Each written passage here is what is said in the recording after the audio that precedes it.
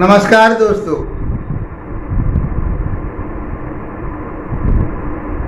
मैं आचार्य के शास्त्री सूर्य ज्योतिष केंद्र पर आपका स्वागत करता हूं। मित्रों, आज हमारी चर्चा कुंभ लग्न में चंद्रमा की रहेगी। हमने कुंभ लग्न में सूर्य के प्रभाव को बता दिया। हमारे सीरियल पाठ के आधार पर, अध्याय के आधार पर चल रहे ज्योतिष सीखना चाहते हैं आप तो क्रम से देखिए। मेरी 100 वीडियो तक आपके लिए ज्योतिष का वो ज्ञान मिलेगा आपको कि आप कहीं भटकाव में नहीं आएंगे, किसी के धोखे में नहीं आएंगे और एक अच्छे ज्योतिषी बन जाएंगे। ज्योतिष सीखना चाहते तो बहुत श्रृंखला मेरी चल रही है, उसमें आप इसको सीख सकते हैं। सीखिए, इसका लाभ उठाइए, क्योंकि इसको लोगों ने बहुत इसमें मिथ्या बातें डाल करके ज्योतिष के प्रति लोगों का जो रुझान होता था, ज्योतिषी पर जो विश्वास करते थे लोग, उसमें आज के समय में ऐसी चीजें डाल दी हैं तो लोग इससे विश्वास करना नहीं कर पाते हैं। और यदि आप ये कह दें कहीं कि हम ज्योतिष का काम कर रहे हैं तो आदमी दूसरी निगाह से देखता है। ये विज्ञान है, विज्ञान ने भी इसको माना है, तो इसको समझना पड़ेगा। आपके लिए लाभप्रद रहेगा, आप अपने लिए, आप अपने बच्चों के लिए ज्योतिष को सीखें, समझें और पाखंडों से, इसमें जो मिथ्या बातें उनसे बचें। सौर मंडल पर आधारित है, वेदों का छठा अंग कहा गया है, वेदों का नेत्र कहा गया है। ये मानिए हम वेद ही पढ़ रहे हैं, तो वेदों में मिथ्या बात नहीं, भी साइंस है, साइंस के आधार पर सारी चीजें चल रही हैं। सौर मंडल है पूरा। चलिए, आज हम चर्चा जो करने वाले हैं वो कुंभ लग्न में चंद्रमा की करने वाले हैं कि चंद्रमा यदि आपके लगन भाव में बैठा हो तो देखिए, पहले तो हम चंद्रमा को समझे। चंद्रमा क्या है? चंद्रमा माता का कारक है, मन का कारक है, हमारे शरीर में रक्त का कारक है, इमोशनल का कारक है, भावनाओं का कारक कहा गया है इसको। तो ये चीजें समझनी है।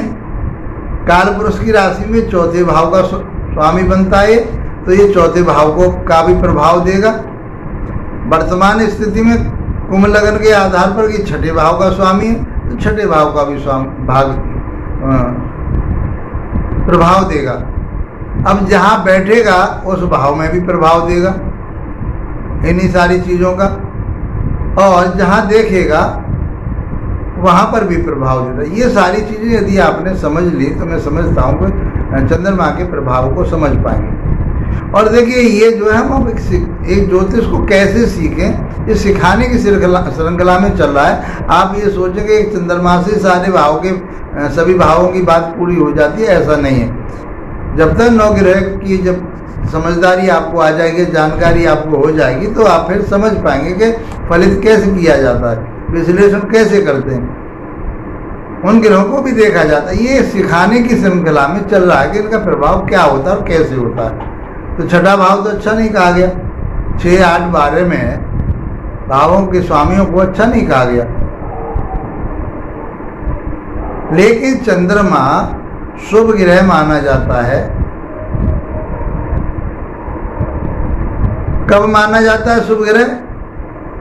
कि ये सूर्य के नजदीक होगा तो अशुभ होगा, सूर्य से आगे चला जाएगा तो फिर ये शुभ हो जाता है। पूर्ण चंद्रमा 180 डिग्री पर होता है। सूर्य में और चंद्रमा में जब 180 की डिग्री हो जाती है, एक से दूरी हो जाती है, तो चंद्रमा का प्रभाव, पूर्ण प्रभाव मिलता है। वहाँ आपके लिए पूर्णमासी जिसे बोलते हैं, पूर्ण चंद्र, वो होता है। फिर घटते क्रम में आता है। इसलिए 16 कलाएं होती हैं इसकी, उतार चढ़ाव बना रहता है, लेकिन इसको शुभ ही माना जाता है। शास्त्रों में चंद्रमा सौम्य ग्रह है। तो आपके व्यक्तित्व को बहुत निखारेगा, आपका आकर्षण बहुत अच्छा रहेगा, आपके चेहरे पर एक चमक रहेगी। यदि चंद्रमा आपकी लगन में बैठा हुआ है, कुंभ राशि में बैठा हुआ है, आप लंबे होंगे, पतले होंगे, लेकिन सुंदर होंगे, सुडौल होंगे। लेकिन एक बात का विशेष ध्यान रखना पड़ेगा आपको कि छठे भाव के स्वामी, छठा भाव रोग का होता है, ऋण का होता है, शत्रुओं का होता है, कलेश का होता है, स्ट्रगल का होता है, ये सारी चीजें आपको देगा। तो आपको अपने स्वास्थ्य के प्रति, अपने शत्रुओं के प्रति, कर्जे के प्रति आपको सजग रहना पड़ेगा। चौथे भाव का भी ये प्रभाव देगा आपके लिए। चौथा भाव आपके लिए माता का सुख प्राप्त कराएगा, आपको लगन में बैठ करके भूमि भवन वाहन का सुख दिलाएगा आपके लिए, मित्रों का सुख दिलाएगा आपके लिए, जनता का सुख दिलाएगा आपके लिए। ये देखिए दोनों चीज इस तरह से देखनी पड़ती हैं। तो कोई भी ग्रह है अकॉर्डिंग कुंडली के या लगन के, वो शुभ है अशुभ है वो, और उसका नैसर्गिक स्वभाव कैसा वो, ये सब चीजें देखनी पड़ती हैं। और इसका रिजल्ट कब आता है, कब प्रभाव आता है, जब इसकी दशा, अंतरदशा, प्रत्यंतर दशा, सूक्ष्म दशा, ये सब आती हैं, तब इसका प्रभाव, प्रत्येक ग्रह का प्रभाव जब ही उसकी दशाओं, अंतरदशाओं, प्रत्यंतर दशाओं में मिलता है। तो यहाँ बैठ करके आपके लिए ये सारी चीजें देगा। अब जब ये शुभ ग्रह माना गया तो उसकी दृष्टि भी शुभ होगी, तो दृष्टि कहाँ जाएगी, सप्तम भाव पर। तो आपका अपने परिवार के साथ, अपने वैवाहिक जीवन में पत्नी या पति के साथ अटैचमेंट बहुत अच्छा रहेगा, मधुरता बनी रहेगी, सौम्यता बनी रहेगी, आपके पार्टनरशिप में इजाफा होगा, उनके साथ मित्रता आपकी बहुत बढ़िया चलेगी। आप जो व्यापार करेंगे वो व्यापार भी आपका बहुत अच्छा चलने वाला होगा। इस प्रकार से चंद्रमा लगन भाव में बैठ करके आपके लिए रिजल्ट देगा। स्वास्थ्य के प्रति आपको जब भी दशा, अंतरदशा, प्रत्यंतर दशा, सूक्ष्म दशा आएंगी तो ये अपना प्रभाव जरूर देगा।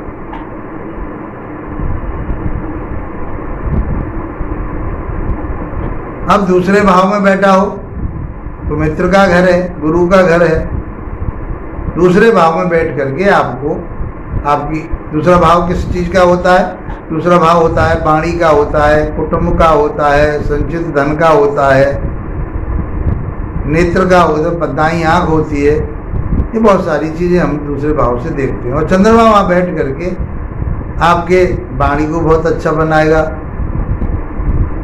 आपके कुटुंब के साथ तालमेल बहुत अच्छे कराएगा, आप पैसा कमाने में बहुत लालायित रहेंगे और उसे इकट्ठा भी कर पाएंगे।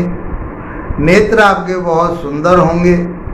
ये सब चीजें हम दूसरे भाव से चंद्रमा की देखेंगे। सौम्य ग्रह होने के नाते आपके लिए वह ऐसी वाणी, चाहे आप जो किसी के लिए सलाहकारिता का काम करते हैं, ज्योतिष का काम करते हैं, डॉक्टरी का काम करते हैं, कोई जड़ी बूटियों का काम करते हैं, आपके लिए यहाँ बैठ करके लाभप्रद और धन कमाएगा। यहाँ से उनकी जो दृष्टि जाएगी चंद्रमा की अष्टम भाव पर जाएगी। तो अष्टम भाव स्ट्रगल का है, बीमारी का है, चोट फेंट का है, आयु का है, कलेश का है। ये सारी चीजें चंद्रमा देगा आपके लिए। तो चोट फेंट से आपको बच के रहना है। जब भी इसकी अंतरदशा, प्रत्यंतर दशा, सूक्ष्म दशा आए हैं तो आपको चोट फेंट से बच के रहना पड़ेगा, सजग होकर के चलना फिरना पड़ेगा, अपने कार्यों को बहुत समझदारी से करना पड़ेगा।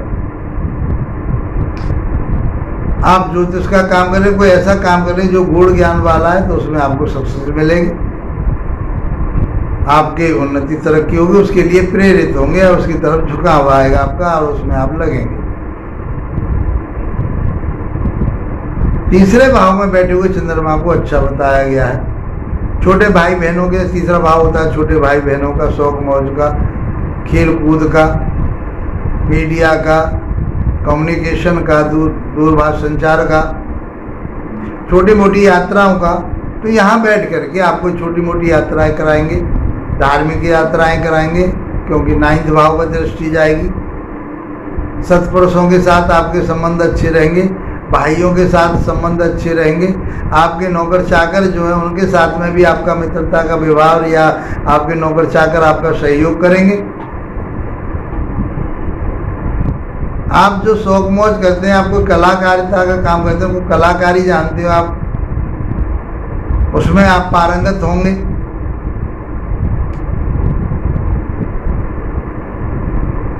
आपका कम्युनिकेशन जो है बहुत अच्छा बना रहेगा। तो इस प्रकार से तीसरे भाव में बैठ करके भाई बंधुओं से, अपने छोटे भाई बहनों से अच्छे संबंध और नौकर चाकरों के साथ संबंध बहुत अच्छे रहेंगे। खेल कूद में रुचि रहेगी। यहाँ से नौवीं दृष्टि जाएगी तो छोटी मोटी यात्राएं करते रहेंगे, धार्मिक यात्राएं करते रहेंगे। सत्पुरुषों के साथ में आपका जुड़ाव होगा, उनका आदर करने वाले होंगे, आप उनका आदर करेंगे। ये सब बैठ करके तीसरे भाव में चंद्रमा आपको आगे बढ़ाएगा। अब चंद्रमा आपके चौथे भाव में बैठा हो तो कालपुरुष की राशि के मुताबिक चौथे भाव के ये स्वामी बनते हैं, पहली बात। दूसरी बात, यहाँ के कारक कहे गए हैं, दिग्बली होते हैं। तो इस प्रकार से चंद्रमा चौथे भाव में बैठ करके, अब चौथा भाव किस बात का होता है, चौथे भाव से देखते हैं हम माता को देखते हैं तो माता का सुख आपको मिलेगा। पैतृक संपत्ति देखते हैं, पैतृक संपत्ति का भी आपके लिए सुख मिलेगा। भूमि भवन वाहन, आपका भूमि आप खरीदना चाहते हैं, भूमि खरीदना चाहेंगे तो भूमि मिलेगी आपके लिए। जमीन खरीदना चाहेंगे, जमीन खरीद पाएंगे। जड़ी बूटियों का काम करते हैं वो आपके लिए बहुत अच्छा काम रहेगा। यहाँ से बैठ करके आप वाहन भी चाहेंगे तो इसकी दशा, अंतर्दशा, प्रत्यंतर दशा में आपको ये सारी चीजें बहुत बखूबी प्राप्त होंगी। यहाँ से बैठ करके 10वीं दृष्टि आपके कर्म क्षेत्र पर जाएगी।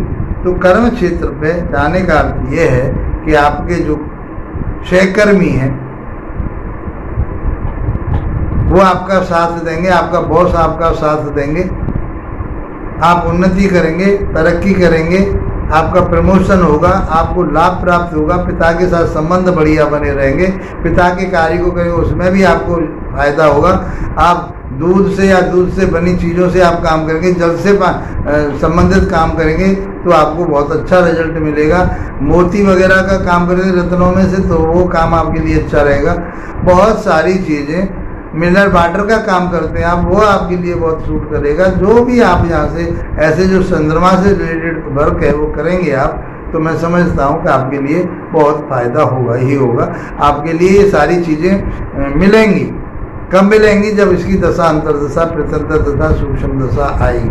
मित्रों, इस बात का विशेष रूप से ध्यान रखना कि जब तक इसका समय नहीं आएगा, दशाएं क्या है, इसका समय है। जब चंद्रमा का समय आ जाएगा, उस दशाएं, अंतर्दशाएं, प्रत्यंतर दशाएं आएंगी तो आपको ये सारे रिजल्ट मिलेंगे जो मैंने आपको बताए।